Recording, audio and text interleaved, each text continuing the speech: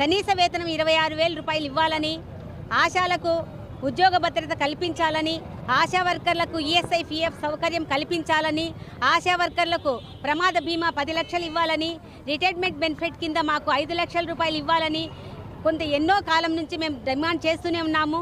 అధికారులు ప్రతి ఒక్కరూ ముఖ్యమంత్రితో సహా మాకు వాగ్దానాలు చేసినారు. ఆ రోజు రిటైర్మెంట్ బెనిఫిట్ కింద జీవో ఇస్తామని చెప్పినారు. మహిళా దినోత్సవం రోజు అంత గొప్ప ప్రకటన చేసి ఆయన ఏ విధంగా ఈ మాట మార్చి నిర్లక్ష్యం చేస్తున్నారో అది ఆయనకే వదిలేస్తున్నాము. కానీ ఆశా వర్కర్లకు రిటైర్మెంట్ అయిపోయినటువంటి ఆశా వర్కర్లు చాలామంది ఉన్నారు.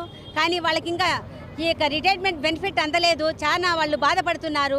ఇన్నేళ్లు సేవ చేసి ప్రభుత్వానికి ఉసూరుమని ఇంటికి పోతున్నారు. ఆ ఉసురు ఈ ప్రభుత్వానికి కొట్టుకోదా అని ఈనాడు అడుగుతున్నాం మేము. ఆనాడు కొన్ని పనులే చేయించినారు. ఈనాడు మాతో ఆయన ప్రతి ఒక్క పని గ్రౌండ్